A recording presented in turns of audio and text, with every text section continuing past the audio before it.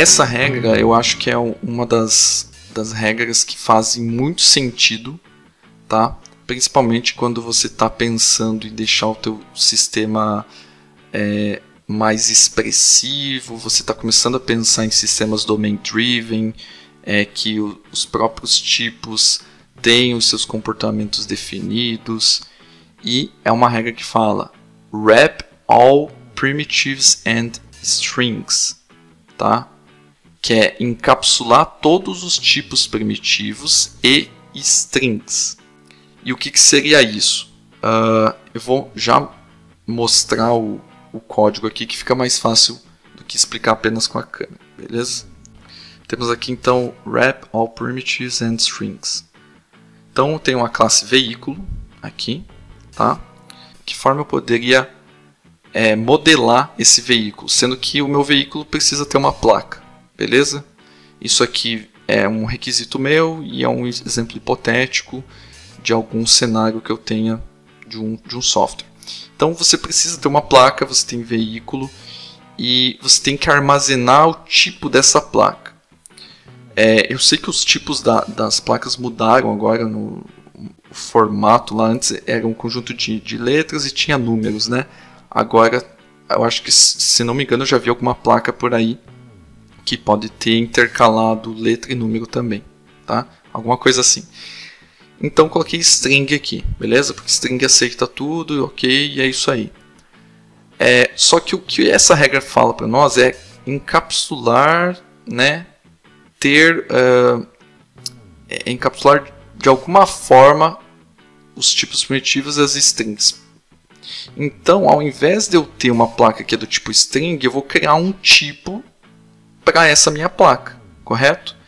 Então já seria refatorado para esse segundo exemplo aqui, placa veículo, e o nome da minha propriedade nesse caso seria placa.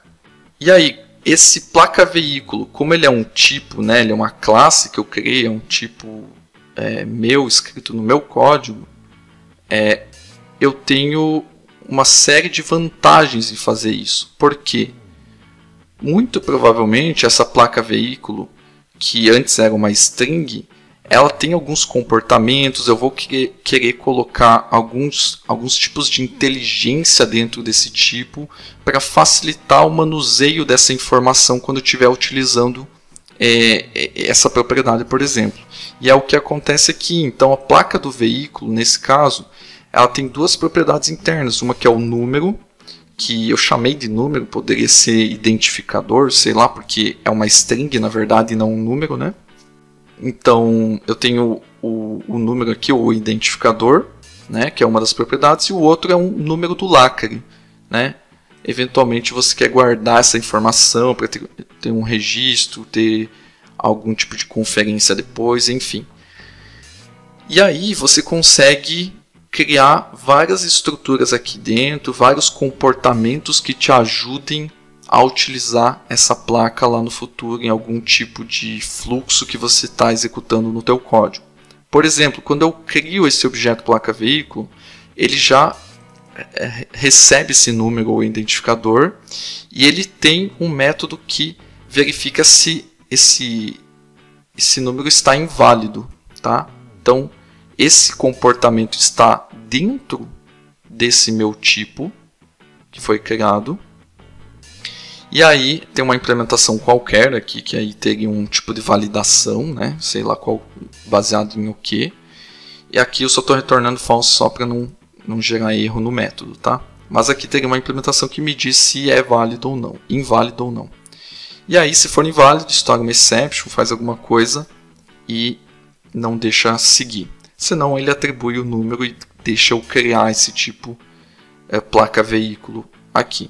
Sem contar que eu poderia ter N outros comportamentos, outros métodos que fazem a verificação do lacre, fazem a verificação de outra coisa na placa, enfim, né? Aqui não consigo imaginar baseado nesse exemplo aqui.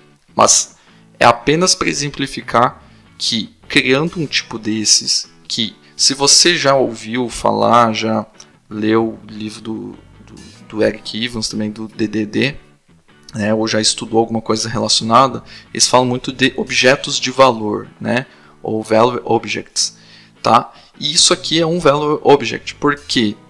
Por causa que antes ele era um tipo primitivo, e aí agora eu estou criando um objeto, tá? Que, como o nome diz, né, objeto de valor, ele já está entregando um valor para a aplicação. Eu tenho uma classe rica, foi modelado de uma forma rica, eu tenho estados, o estado aqui no caso número lacre, e os comportamentos dessa classe, né? Então eventualmente eu teria que ter, se eu estivesse trabalhando só com string, eu teria que ter esses comportamentos em outro local da minha aplicação, tá? O que não faz muito sentido eu desconectar os comportamentos que seriam daquele tipo em um outro local do meu sistema. Ou às vezes o que acontece, o pessoal repete os comportamentos em várias partes do sistema. Então faz muito sentido se encapsular isso em um objeto e ter todos os comportamentos que dizem respeito àquele tipo dentro dele, tá? E você refatorar dessa forma. Então você tem uma placa veículo placa aqui, que aí você tem acesso a todo esse valor que foi entregue escrevendo esse tipo de classe aqui, né, que é um objeto de valor. Lembrando, com o C# 9 nós podemos alterar esse tipo aqui, em vez de classe, usar um record, ok?